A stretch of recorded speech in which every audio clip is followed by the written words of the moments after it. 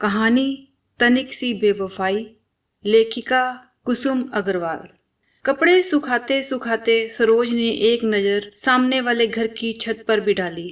उस घर में भी अक्सर उसी वक्त कपड़े सुखाए जाते थे। हालांकि उस घर में रहने वाली महिला से सरोज की अधिक जान पहचान नहीं थी, फिर भी कपड़े सुखाते सुखाते होने वाली रोजाना वार्तालाप से ही आपसी दुख सुख की बातें हो जाती थी।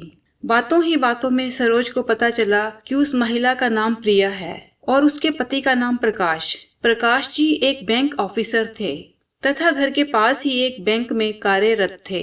प्रकाश एवं प्रिया की एक छोटी बेटी थी, पाखी। छोटा सा खुशहाल परिवार था। छुट्टी के दिन वे अक्सर बाहर घूमने जाया करते थे। प्रकाश जी बहुत सुंदर एवं हंसमुख स्वभाव के थे। यह सरोज को भी नजर आता था, पर प्रिया स्वयं भी सदा उनकी तारीफों के पुल बांधा करती थी। देखिए ना भाभी जी, आज ये फिर मेरे लिए नई साड़ी लाए हैं। मैंने तो मना किया था, पर माने ही नहीं। मेरा बहुत ख्याल रखते हैं ये। एक दिन प्रिया ने बड़े ही गर्व से बताया। अच्छी बात है, बहुत खुशकिस्मत हो तुम जो तुम्हें इतना हैंडसम, काबिल और प्यार करने वाला पति मिला है, सरोज ने कहा और मन ही मन सोचा, काश की दुनिया में सभी विवाहित जोड़े इसी प्रकार खुश रहते तो कितना अच्छा होता। एक आदर्श पति पत्नी है दोनों। सरोज और प्रिया की बातचीत का मुद्दा अक्सर उनका घर परिवार ही हुआ करता था, जिसमें भी प्रिया की 80% बातें प्रकाश जी की प्रशंसा और प्यार से जुड़ी होती थी। एक दिन प्रिया ने सरोज को कहा, भाभी जी मेरे पापा की तबीयत बहुत खराब है, अब मुझे कुछ दिन उनके पास जाना होगा। मन तो नहीं मानता कि प्रकाश को अकेले छोड़कर जाऊं, पर क्या करूं, मजबूरी है। प्लीज आप थोड़ा इनका ध्यान रखिएगा। खाने पीने की व्यवस्था तो बैंक में ही हो जाएगी, उसकी मुझे कोई चिंता नहीं है, पर हमारा घर सारा दिन सूना रहेगा। आप आते जाते एक नजर इधर भी डाल लीजिएगा। ठीक है, तुम निश्चिंत होकर जाओ, सरोज ने कहा। और प्रिया के जाने के बाद वह एक पड़ोसन होने की जिम्मेवारी निभाने हेतु आते जाते एक नजर उनके घर पर भी डाल लेती थी। इन दिनों प्रकाश जी को बैंक में वर्कलोड ज्यादा था, इसलिए वे काम में काफी व्यस्त रहते थे और सरोज से उनकी मुलाकात नहीं हो पाती थी। प्रिया को गए 15 दिन से ऊपर हो गए थे, परंतु वह अभी तक लौटी नहीं थी। प्रकाश जी भी दिखाई नहीं देते थे। सरोज को चिंता होने लगी थी, कहीं उसके पिताजी की तबीयत ज्यादा खराब तो नहीं हो गई, पर पूछे तो किससे। रात के 11 बजे थे। सरोज अपने घर के मेन गेट पर ताला लगाने के लिए बाहर आई कि उसने देखा सामने वाले घर के आगे प्रकाश जी की गाड़ी आकर रुकी। गाड़ी का दरवाजा खुला और उसमें से एक महिला भी प्रकाश जी के साथ उतरी। अरे, लगता है प्रिया आ गई है, सरोज चहकी और आवाज देने ही वाली थी कि उस महिला की वेशभूषा और शारीरिक गठन देखकर रुक गई। नहीं नहीं, ये प्रिया नहीं लगती। प्रिया कभी जीन्स टॉप नहीं पहनती और ना ही वह इतनी दुबली पतली है। बालों का स्टाइल भी प्रिया से बिल्कुल अलग है। ये प्रिया नहीं है, कोई और है। सरोज दरवाजे की ओट में छिपकर खड़ी हो गई। उसने देखा कि प्रकाश जी ने उस महिला को घर के अंदर चलने का इशारा किया और फिर वे दोनों घर के अंदर चले गए।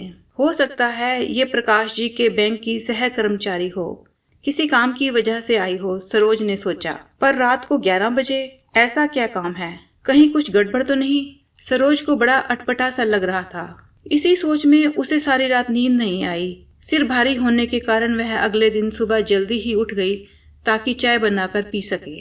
बाहर से अखबार ले आती हूँ, 5 बजे तक आ ही जाता है। ये सोचकर सरोज बाहर बरामदे में निकली तो उसने देखा कि प्रकाश जी फिर उसी महिला के साथ घर से बाहर निकले हैं और गाड़ी की ओर बढ़ रहे हैं। अनायास ही प्रकाश जी की नजरें सरोज की नजरों से मिली और तत्क्षण ही झुक भी गईं, मानो उनकी कोई चोरी पकड़ी गई हो। वह चुपचाप गाड़ी में बैठ गए, साथ में वह महिला भी। शायद वे इसे छोड़ने जा रहे थे। सरोज का भ्रम सही था। बाप रे, कितना बहरूपिया है यह आदमी। दिखाने को तो अपनी पत्नी से इतना प्रेम करता है और उसके पीछे से ये गुल खिला रहा है। पूरी रात ये औरत प्रकाश जी के साथ घर में अकेली थी। सच है, इस दुनिया में किसी का कोई भरोसा नहीं किया जा सकता। अरे, इससे अच्छे तो वे पति हैं जो भले ही अपनी बीवियों से रात दिन लड़ते रहते हैं, परंतु दिल से प्रेम करते हैं। सोचते सोचते सरोज अंदर आ गई। अखबार लाकर मेज पर पटक दिया। अब तो उसको ना तो अखबार पढ़ने में कोई रुचि थी, ना ही कोई चाय पीने की इच्छा। वह चादर ओढ़कर वापस पलंग पर लेट गई और प्रिया के बारे में सोचने लगी। कितनी मासूम है प्रिया, बेचारी जाते जाते भी अपनी पति की चिंता कर रही थी कि इतने दिन अकेले कैसे रहेंगे। पर यहाँ तो अलग ही मंजर है। लगता है प्रकाश जी तो इसी दिन का इंतजार कर रहे थे। आने दो प्रिया को। यदि इन बाबूजी की पोल न खोली तो मेरा नाम भी सरोज नहीं। जब प्रिया इन्हें आड़े हाथों लेगी तब पता चलेगा बच्चों को। सारी मौज मस्ती भूल जाएंगे जनाब। ऐसे पतियों को तो सबक सिखाना ही चाहिए। पत्नियों की तो जरा सी भी गलती इन्हें बर्दाश्त नहीं होती, स्वयं चाहे कुछ भी करें। अरे वाह, ये भी कोई बात हुई मर्द जात की। ये तो सरासर अन्याय है पत्नियों के साथ। यह विश्वासघात है। इन्हें इसका फल मिलना ही चाहिए। सोचते सोचते सरोज को फिर नींद आ गई। रविवार का दिन था। सरोज ने बालों में शैम्पू किया था तथा साथ ही कुछ कपड़े भी धो लिए थे। वह बाल खुले छोड़कर छत पर गई ताकि धूप में उसके बाल भी सूख जाएं तथा कपड़े भी। आदतन उसकी नजर फिर सामने वाली छत पर पड़ी जहां आज वहां भी कपड़े सूख रहे थे, यानी कि प्रिया आ गई है। मुझे उससे मिलकर आना चाहिए, सरोज ने सोचा। जाकर उसके पिताजी का हालचाल भी पूछ लूं तथा उसके पीछे से उसके पति ने जो कारनामा किया है उसकी जानकारी भी बातों ही बातों में उसे दे दूं ताकि वह आगे से सतर्क रहे। ये सोचकर सरोज प्रिया के घर की ओर चल दी। उसे प्रिया बाहर ही मिल गई। नया सलवार कुर्ता पहन रखा था तथा हाथ में हैंडबैग था। लगता था कहीं जाने की तैयारी है। प्रिया, कब आई तुम? कैसे हैं तुम्हारे पापा? सरोज ने पूछा। आज सुबह ही। पापा की तबीयत ठीक है इसलिए मैं चली आई। स्कूल भी तो मिस हो रहा था पाखी का, इसलिए इधर इनके फोन पर फोन आ रहे थे। जल्दी आओ, जल्दी आओ, तुम्हारे बिना मन नहीं लग रहा। सच भाभी जी, ये तो मेरे बिना रह ही नहीं सकते, इसीलिए तो चली आई, वरना कुछ दिन और रहती। इतनी देर में प्रकाश जी भी आ गए थे। चहकती कूदती पाखी उनकी गोद में थी और प्रकाश जी उसको बार बार चूम रहे थे। पाखी भी पापा पापा कहकर उनसे लिपट रही थी। हेलो पाखी, कैसी हो? जानती हो मैंने तुम्हें बहुत मिस किया, सरोज ने प्रकाश जी की ओर देखते हुए पाखी से कहा। तो प्रकाश जी ने नजरें झुका ली और फिर संकोचवश नजरें उठाकर सरोज की ओर देखा, मानो अपना अपराध स्वीकार कर रहे हों। अरे प्रिया, तुम्हारे मिस्टर तुम्हारे तो बहुत दीवाने हैं। तुम्हारे बिना ऐसे हो गए थे जैसे प्राण बिना तन। एक दिन तो मुझसे कहने लगे, भाभी जी जब बैंक से घर आता हूँ तो सुना सुना घर काटने को दौड़ता है। सच, पत्नी बच्चों के बिना भी घर घर नहीं लगता। प्रिया के चेहरे पर मुस्कुराहट दौड़ गई और उसने शर्माकर प्रकाश जी की ओर देखा।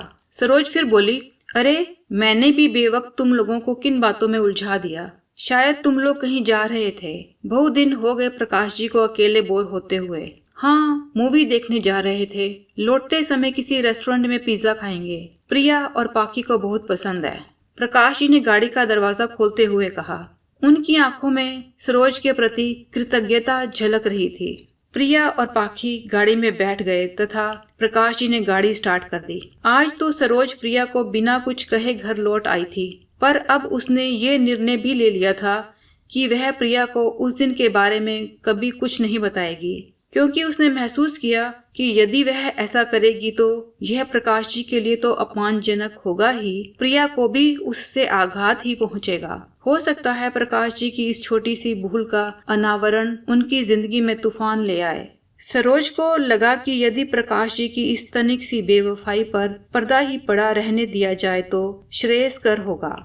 इस तरह कम से कम पति पत्नी में प्यार का भ्रम बना रहने से एक खुशहाल परिवार तो आबाद रहेगा और शायद भविष्य में प्रकाश जी को भी अपनी भूल व नादानी समझ आ जाए और वह फिर कभी ऐसा ना करें, क्योंकि कई बार अपराधी को दंड देने की बजाय माफ करना ज्यादा लाभकारी सिद्ध होता है।